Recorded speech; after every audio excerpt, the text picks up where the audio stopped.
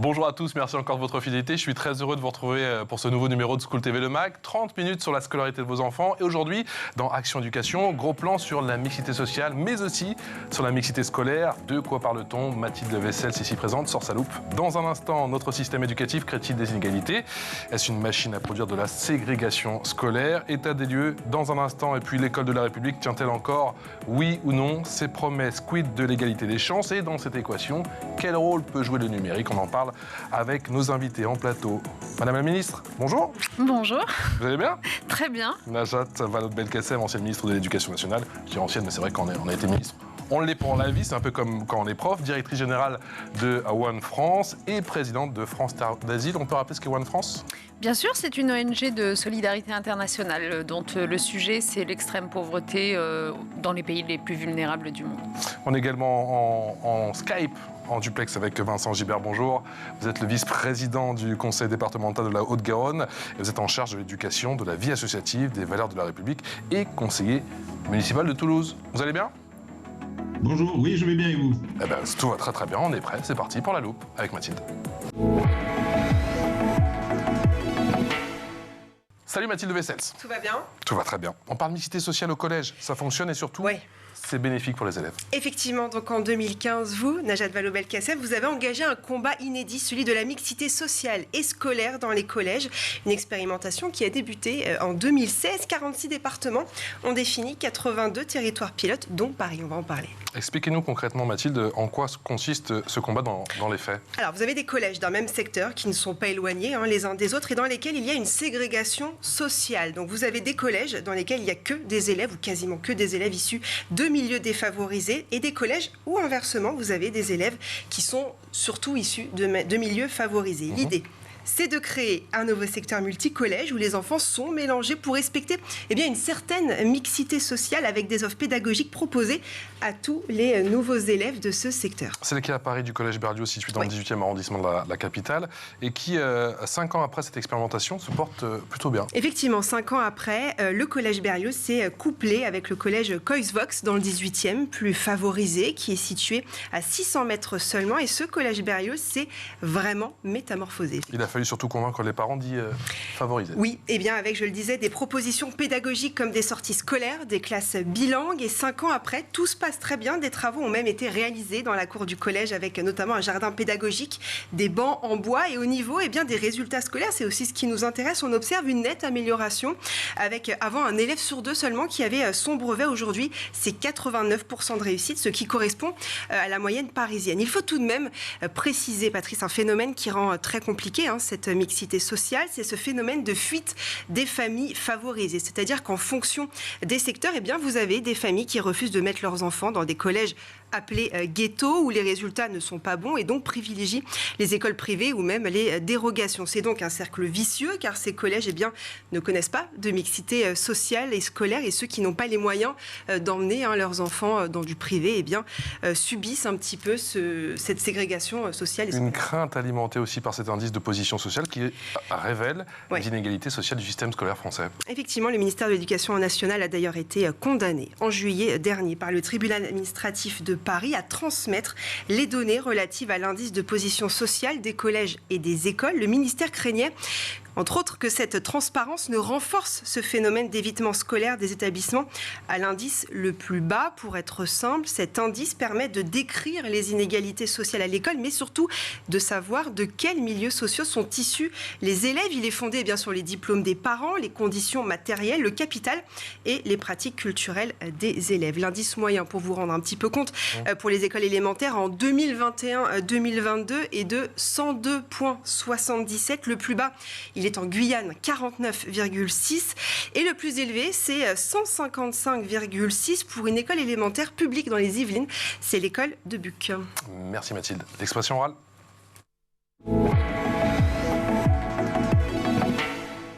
L'expression orale avec Vincent Guibert, vice-président du conseil départemental de la Haute-Garonne, et Najat Vallaud-Belkacem, qui est ancienne ministre de l'Éducation. Madame la ministre, qu'est-ce qu'on appelle pour vous un ghetto scolaire? Et est-ce qu'il y en a beaucoup en France? Ah oui, malheureusement, il y en a. Les chiffres sont très parlants. En réalité, vous prenez les classes les plus défavorisées, les élèves issus de ces classes les plus défavorisées en France se concentrent, disons 65% de ces élèves se concentrent dans 10% de collèges. Vous voyez, au lieu de les avoir répartis de façon à peu près, équitable dans tous les collèges, ce qui leur permettrait de se mélanger avec des classes moyennes et des classes aisées, et on n'aurait pas toutes les problématiques de ghettoisation qu'on a aujourd'hui, on les a laissés depuis des années se concentrer dans 10% des collèges. Donc en fait, ils sont entre eux. 10% des collèges qui sont localisés sur le territoire ? C'est plutôt en Ile-de-France, plutôt dans le Nord ? Plutôt, alors un peu partout en France, mais plutôt dans les quartiers évidemment les plus pauvres, les plus populaires, et donc c'est comme ça que se fabriquent des ghettos de pauvres. Et puis, on a aussi, d'une certaine façon, des ghettos de riches, et notamment dans des établissements privés qui ont toute liberté de recrutement. Ils ne sont pas tous à mettre sur le même plan, évidemment, les établissements privés. Moi, je ne suis pas sectaire sur ce sujet-là. Mais il y a des établissements privés dans lesquels vous allez avoir seulement 3% d'élèves d'origine défavorisée. Vous voyez, là, on va avoir plutôt de la ségrégation de riches. Donc vous avez les deux bouts du paysage qui sont représentés dans notre système. Et depuis que vous avez quitté le ministère, vous avez le sentiment que les choses sont en train de bouger ? Alors, c'est ce qui vient d'être évoqué. C'est-à-dire qu'en fait, replongeons-nous en 2015. Donc, je suis ministre de l'Éducation nationale. Je constate cette ségrégation sociale, comme vous venez de le dire, qui est terrible, qui a des impacts directs sur les résultats des élèves. C'est pas un mot fort ? Pour vous, c'est un terme qui... Non, c'est évident. Adéquat. C'est absolument évident. Il y a une ségrégation sociale dans le système éducatif, malheureusement. C'est comme ça. C'est pas dans tous les établissements, mais quand vous regardez les choses de façon macroéconomique, les chiffres sont très parlants. La France est le pays le plus mal noté dans tout l'OCDE sur le lien entre résultats scolaires et déterminisme social. Et évidemment, c'est lié à cette absence de mixité. Donc, en fait, en gros, quand en 2015, je prends ces chiffres-là et cette réalité-là, je me dis, il y a deux choses qui ont déjà été tentées par le passé qui visiblement ne marchent pas. Il y a la version, on va dire pour aller vite, de droite qui consiste à dire, en fait, il faut assouplir la carte scolaire, permettre à chaque famille de choisir l'établissement, etc., qu'il veut pour ses enfants. Nicolas Sarkozy l'avait tenté en son temps. Et lorsque tout ça a été évalué, on s'est rendu compte que ça avait été une erreur parce que, en fait, ça ne fait que renforcer les inégalités sociales puisque les parents qui en ont les moyens vont mettre leurs enfants très loin. On ne fait que décaler à chaque fois. Et du coup, ne se retrouvent que les plus pauvres entre eux. Donc, ça renforce la ségrégation. Il y a la solution dite de gauche, qui avait aussi été tentée en son temps, qui consistait à dire, mais non, au contraire, il faut rigidifier la carte scolaire pour empêcher justement les familles plus aisées de fuir leur territoire, etc. Mais sauf qu'en réalité, vous rigidifiez les inégalités sociales, puisque finalement, vous empêchez les familles aussi de sortir d'un territoire qui est déjà très ségrégué. Donc finalement, ces deux solutions ne marchaient pas. Et donc, celle que je tente à partir de 2015, elle consiste à partir, pour une fois, du territoire, à se dire, en fait, tous les territoires ne se ressemblent pas, donc il faut arrêter d'avoir une solution homogène pour tout le monde. On va partir de territoires, et ces territoires, on va discuter avec les parents, on va discuter avec les élus locaux, on va vraiment bien évaluer la situation et trouver des solutions adaptées. Et on va fabriquer des solutions qui peuvent aller de... tel collège est décidément trop ségrégué, a trop mauvaise réputation et en mauvais état, on va le détruire en fait. On va mettre un terme à cette expérience et on va prendre les élèves qui étaient dedans et les répartir dans d'autres collèges ailleurs qui ne souffrent pas de ces problématiques. Deuxième type de solution, celui qui a été évoqué là, c'est-à-dire sur un secteur élargi, avoir plusieurs collèges et se dire les parents font des choix et le système va faire en sorte de mélanger un petit peu tous ces choix pour qu'on ait un mélange d'élèves dans les 10 collèges. Et celui que vous avez évoqué, Berlioz-Coisvox, c'est encore particulier, c'est le dispositif qu'on appelle de montée alternée, qui est celui que je préfère pour moi. C'est celui où on va dire, sur un secteur élargi, à 2 collèges différents, un qui était plutôt fréquenté par des familles aisées et un plutôt par des familles moins aisées. On va prendre l'ensemble de ces élèves et on va dire qu'ils font tous ensemble leur 6e et leur 4e dans le premier des collèges et leur 5e et leur 3e dans le 2e des collèges. Ce qui fait que vous voyez bien qu'en fait, ils font 6e dans le premier, 5e dans le 2e, 4e, mais tous ensemble. C'est le plus efficace, mais j'imagine que la partie la plus difficile, la plus délicate, c'est de convaincre les parents.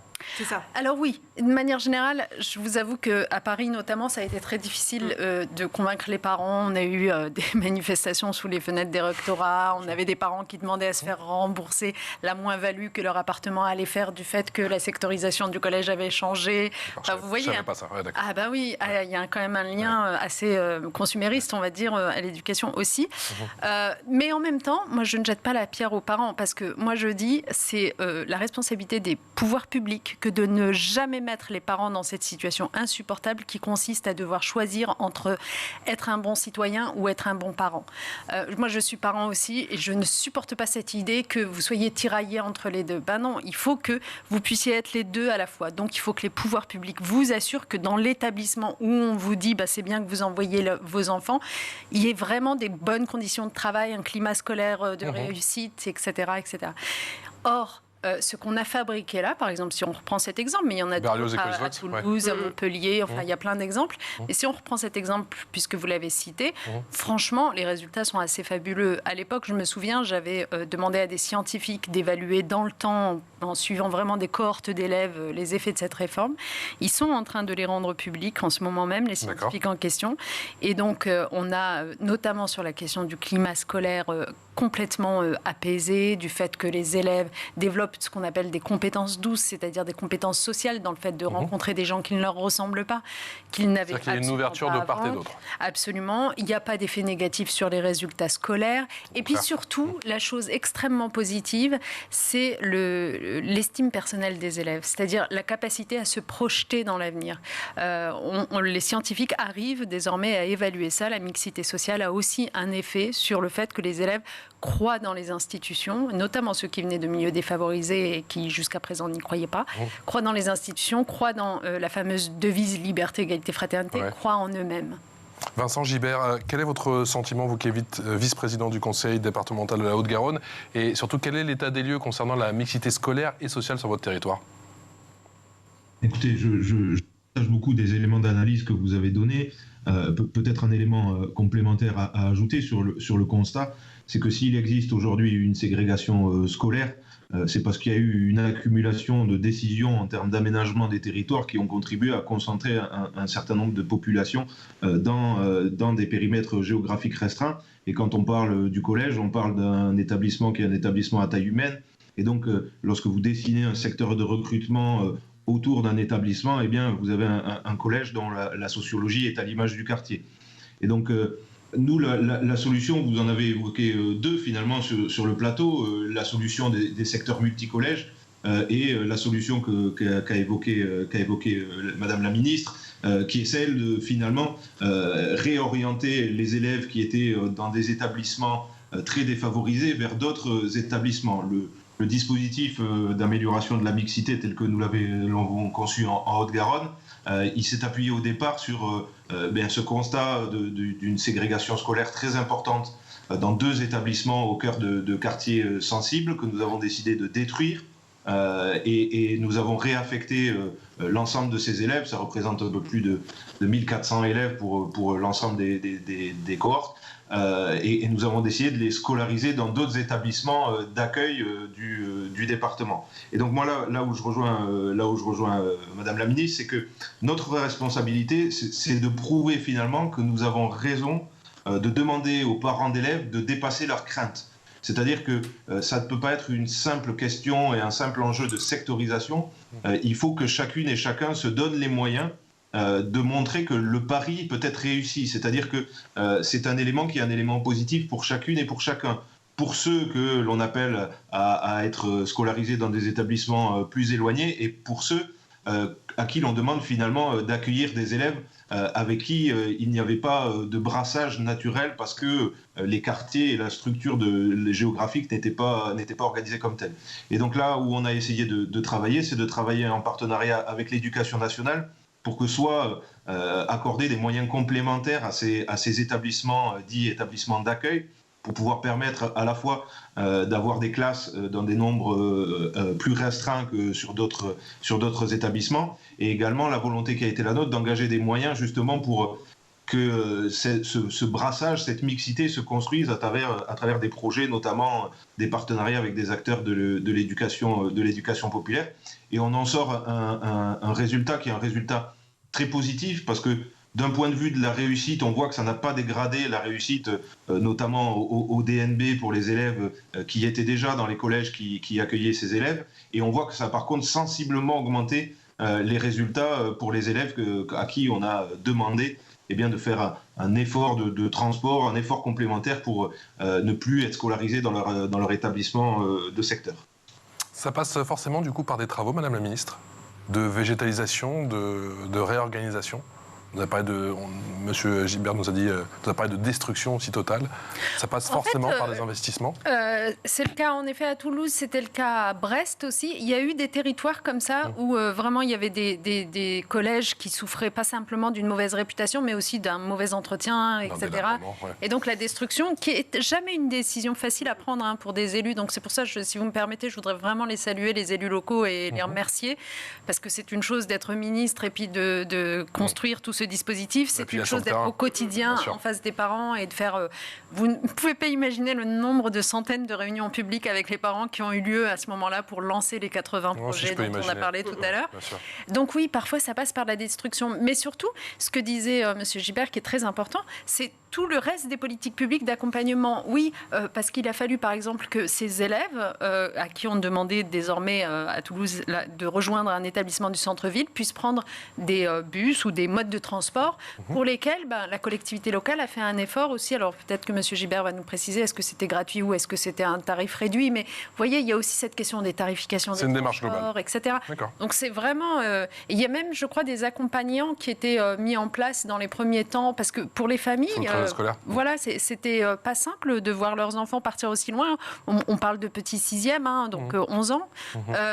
Voilà, mais c'est ça aussi qu'il faut admettre, qu'on doit changer progressivement, y compris notre conception de l'espace, pour donner plus de chance aussi à nos enfants. Et c'est une autre démarche intéressante, parce qu'on a fait une émission là-dessus il n'y a pas longtemps, effectivement, sur, entre guillemets, le ramassage scolaire. Effectivement, ça crée une émulation, effectivement, sur le chemin de l'école. Ça donne de l'énergie, plus de concentration, notamment sur les élèves. C'était la petite parenthèse. Renvoyez l'émission. Mathilde.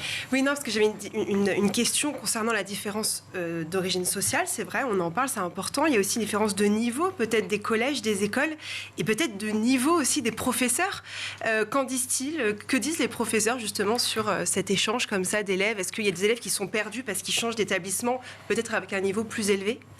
Alors, en parlant des professeurs, en effet, tout à l'heure, je vous disais un petit peu le paysage que j'avais trouvé quand, en 2015, je me dis je vais m'attaquer à ce sujet avec des solutions nouvelles. J'ai beaucoup parlé de ce que ça faisait de façon négative aux élèves et à leurs familles que d'être dans des établissements ségrégés. J'ai pas parlé, j'aurais dû, de ce que ça fait aux professeurs. Parce que, du coup, pour les professeurs qui se retrouvent dans ces établissements où se concentre une population défavorisée, c'est particulièrement difficile. C'est particulièrement difficile, d'abord parce que les conditions de travail sont difficiles, le niveau ne cesse de se dégrader, donc du coup, j'allais dire sur le principe, c'est compliqué. Il y a aussi des territoires dans lesquels on sait qu'il va y avoir des sujets de climat scolaire plus importants, etc., etc. Donc, en fait, pour les professeurs, c'est forcément une bonne chose que de passer à un établissement plus mixte. En revanche, là où vous avez raison, c'est que, ce faisant, quand on se retrouve au début dans cet établissement mixte avec des élèves qui viennent de différents univers et qui n'avaient donc pas les mêmes niveaux scolaires, on se retrouve aussi face à des classes plus hétérogènes. Et l'apprentissage de l'hétérogénéité, c'est quelque chose que tout professeur vous décrira comme devant s'accompagner d'une formation. Parce qu'en fait, une classe hétérogène, ça veut dire que vous devez avoir un apprentissage progressif, un apprentissage qui s'adapte un petit peu mieux à chaque élève et pas quelque chose de magistral où vous comptez sur finalement le fait que tout le monde suive au même moment.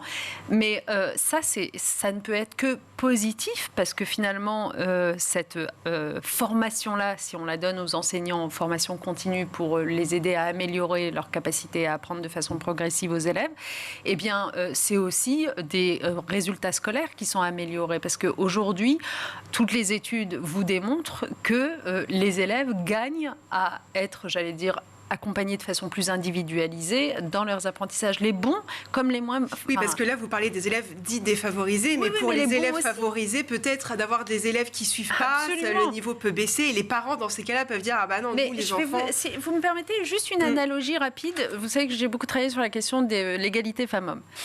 Quand on parle d'égalité femmes-hommes, à un moment donné, on s'intéresse au sujet de la mixité des métiers. Il y a des métiers qui sont essentiellement masculins, d'autres essentiellement féminins.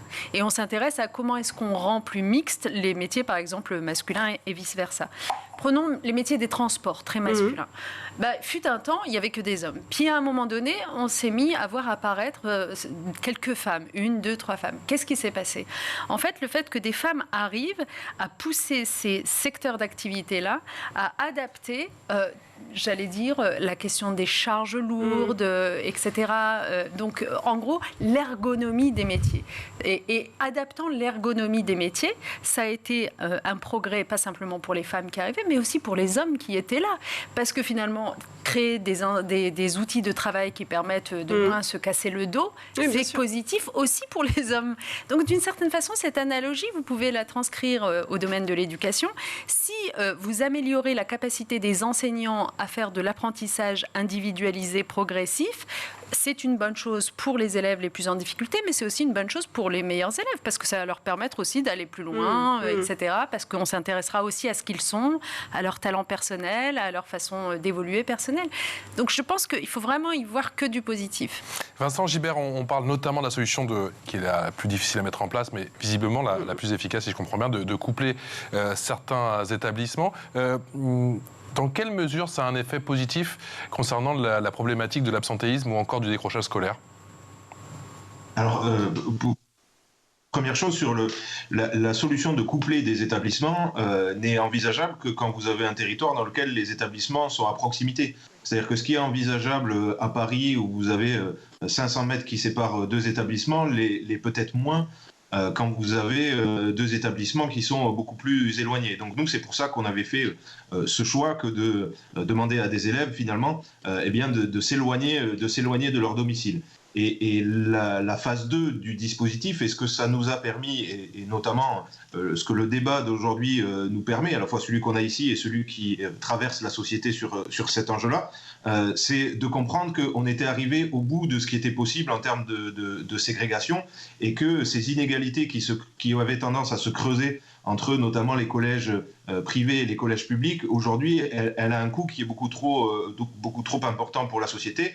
Madame la ministre y faisait référence tout à l'heure. L'engagement financier qui a été le nôtre, notamment sur la mise en place des navettes gratuites ou des accompagnements, comme elle l'a dit et comme je le confirme, est un coût pour la collectivité. Et donc nous, ça nous a conduit à avoir en parallèle une politique de construction de nouveaux établissements, et ça nous a conduit aussi à faire accepter à tous les citoyens que cet enjeu de la mixité, il n'était pas négociable. Et donc dans toutes les nouvelles sectorisations d'établissements que nous faisons, nous organisons le brassage des populations, notamment sur le territoire toulousain, entre les populations qui habitent finalement des quartiers défavorisés et les populations qui habitent les quartiers limitrophes, où on essaye d'amener chacune et chacun à accepter l'idée qu'il faut avoir une scolarité que vous pouvez construire ensemble et non pas sans se croiser pendant des générations et des générations. Et tout ça, ça participe au fait, pour revenir à votre question, de l'amélioration aussi du climat scolaire et de l'amélioration du comportement et de ce que peuvent être les réflexes de certains enfants, parce que en mixant, en ayant des profils sociaux qui sont des établissements qui sont beaucoup plus équilibrés, vous avez un mouvement qui se crée. Vous avez une volonté de la part des chefs d'établissement d'entraîner les familles dans la dynamique d'établissement et dans la dynamique du projet d'établissement. Et donc tous ces facteurs-là font que vous avez des élèves, parce que les familles sont beaucoup plus partie prenante du projet, qui sont eux-mêmes aussi beaucoup plus acteurs de la scolarité, et donc avec des effets très, très positifs sur la question des absences scolaires. L'info en plus, c'est avec Mathilde. Et pour cette info en plus, Mathilde, tu nous parles de ce qui se fait en matière de mixité sociale dans les écoles des pays étrangers. Et le constat est pour le moins mitigé. Alors, notamment aux États-Unis, les premières expériences de mixité ont commencé dans les années 70. Donc, ils ont commencé bien avant nous, surtout que les différences là-bas sont quand même beaucoup plus importantes. Environ 90 districts scolaires ont mis en place des initiatives dites de déségrégation. Là, j'arrive pas à le dire ce mot. Déségrégation. Prenons l'exemple d'un quartier de Brooklyn, par exemple, où un système de loterie a été mis en place dans une école primaire locale, c'est-à-dire que les affectations ne sont pas forcément calquées sur cette fameuse carte scolaire et surtout un minimum de 35% des places sont réservées donc à des élèves pauvres ou d'origine immigrée. Cette initiative a été mise en place en 2013, c'est un peu plus récent, mais c'est vrai, le constat reste mitigé. Apparemment, prenons aussi l'exemple du Canada, les différentes politiques publiques mises en œuvre ont abouti à une recrudescence des écoles privées et au renforcement des inégalités sociales à l'école. Ça, c'est le constat. Alors, c'est assez paradoxal. Pareil au Danemark, le gouvernement fait marche arrière sur ce sujet suite aux résultats peu convaincants. Alors, comment l'expliquer et quel retour vous avez, quel recul on a en France sur cette expérience? Parce que c'est vrai qu'on va parler des États-Unis, Canada, etc. Mais nous, en France, quel est le sentiment que vous avez aujourd'hui? Est-ce que ça fonctionne bien sur les territoires en général? Oui, encore une fois, je pense que plutôt que d'écouter une politique qui a mis en œuvre les réformes dont on parle, le mieux, c'est d'écouter des chercheurs qui les ont évaluées de façon un peu scientifique. Donc, je vous invite vraiment à les inviter. Parmi eux, on trouve Julien Grenet, on trouve Yann Algan, on trouve Élise Huillery. Donc, c'est des gens quand même, ou Agnès Van Zanten, qui sont des gens légitimes sur le sujet. Qu'est-ce qu'ils nous disent, ces chercheurs? C'est que, de façon absolument indéniable, ça améliore la situation et sur les différents pans que j'ai évoqués tout à l'heure. Après, le vrai sujet, ça va être notre capacité en tant que pouvoir public à vraiment élargir ces expérimentations pour qu'elles ne restent pas que des expérimentations. C'est toujours d'ailleurs le problème, j'ai remarqué en éducation nationale, c'est que souvent vous avez des très bonnes choses dans des territoires et puis après, quand vous cherchez à les passer à l'échelle, c'est-à-dire à ce que tout le pays soit concerné, là, vous avez des blocages. J'ai connu ça. Et donc, aujourd'hui, ce qui me rend optimiste, c'est la nature des expérimentations, c'est-à-dire qu'il y a une telle diversité. Par exemple, quand Vincent Gibert, tout à l'heure, disait nous, on n'est pas comme à Paris, on n'a pas 2 établissements à 500 mètres. C'est vrai, il y a une telle diversité de solutions qui sont proposées que des territoires ruraux, urbains, etc., peuvent y trouver leur compte. Donc, il n'y a pas d'homogénéité à la fin. Donc ça me rend optimiste. C'est vraiment possible d'avoir quasiment tous les territoires qui adoptent leurs solutions. C'est possible sans une véritable volonté politique comme celle de Vincent. Mais ce qui me rend moins optimiste, c'est la question de la volonté politique. Ces mots très forts, effectivement. Et c'est pas négociable, la mixité sociale, la mixité scolaire. Et ça, c'est pas le cas, effectivement, sur tous les territoires. Et en fait, le sujet qui doit nous alerter aujourd'hui, c'est y a-t-il la volonté politique de faire en sorte que tous les territoires aient leurs solutions, même sur mesure, etc. Et malheureusement, moi, ce que j'ai constaté, c'est que après mon départ du ministère en 2017, par exemple, si on prend Paris, on a évoqué le 18e arrondissement avec l'expérience Berlioz-Coysevox, mais il y en avait d'autres qui étaient dans les pipelines, dans les cartons, qui devaient se poursuivre dans d'autres arrondissements de Paris. Et en fait, après mon départ, il n'y a plus l'impulsion pour justement soutenir les élus locaux, organiser ces réunions avec les parents d'élèves, les convaincre coûte que coûte et lancer la dynamique. Et du coup, celles qui étaient prévues pour d'autres arrondissements n'ont juste pas eu lieu. Et en fait, la réalité, c'est celle-là, c'est que en fait, c'est beaucoup de coûts à prendre pour les élus, que ce soit au niveau ministériel ou au niveau local. Et il faut des années pour que les résultats vertueux soient démontrés. Donc, mais alors justement, Madame la Ministre, est-ce que vous avez le sentiment qu'on peut vraiment relever l'école aujourd'hui en France, sachant qu'il y a une rupture de continuité à chaque fois? Ah oui, avec chaque ministre. Le changement de ministre. C'est le cas pour bon nombre de domaines, mais pour l'école. Parce qu'on sait que c'est un travail au long cours. Mais ça, c'est une vraie difficulté. C'est pour ça que tout à fait entre nous, je soutiens vraiment la démarche de cette chaîne de télé, que je tiens à saluer, parce que en fait, je pense qu'il faut vraiment un débat public qui, petit à petit, installe une espèce de connaissance partagée sur les sujets de l'éducation nationale, ce qui n'est pas le cas aujourd'hui. Et transpartisane. Et transpartisan, absolument. Moi, je pense qu'il faut aller vers du consensus en matière d'éducation. Alors, non pas pour faire de l'eau tiède, parce que malheureusement, c'est vrai que sur la question de la mixité sociale, vous allez, entre nous, aussi trouver des gens qui vous disent « mais c'est très bien comme ça, la ségrégation a du bon, etc. » Donc, je ne pense pas qu'on mettra tout le monde d'accord. Mais disons que si on arrive à identifier 3-4 points vraiment d'intérêt général pour l'éducation et se dire en fait, ces points-là, il faut qu'on obtienne le plus large consensus pour être certain que, quel que soit le changement de ministre à l'éducation nationale, ça se poursuive dans le temps, ça serait déjà un grand pas. Et je pense que ça passe d'abord par l'alimentation de l'opinion publique. Parce que l'opinion l'opinion publique est souvent désorientée par des faux récits sur l'éducation nationale. Souvent, j'ai remarqué qu'on lui explique des choses sur les enjeux de l'éducation nationale qui sont loin du compte et qui ne sont pas adaptés à sa réalité à elle. Cette opinion publique, quand elle est faite de parents qui ont des enfants qui sont confrontés, par exemple, aux questions du numérique, etc., et qu'en même temps, elle entend des débats où on lui explique « mais non, l'école n'a rien à faire du numérique », elle est désorientée, elle ne sait plus vers qui se tourner. Et donc aujourd'hui, on a vraiment besoin d'un débat public qui pose les choses rationnellement et qui explique loin des passions quel est l'intérêt de nos enfants, à la fois individuellement et collectivement. Et la mixité sociale fait partie de ces intérêts collectifs évidents, parce que je ne vois pas comment on vit ensemble si on n'a pas grandi ensemble. Vous allez en reparler en 2027 ?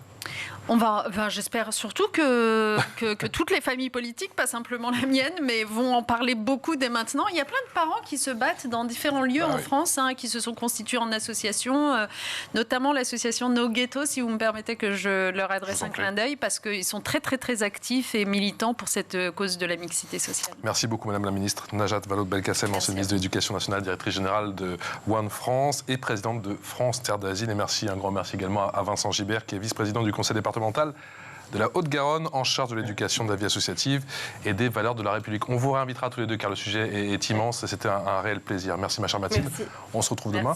Comme d'hab, on est extrêmement en retard, comme d'habitude. On rend vite. Excellente journée.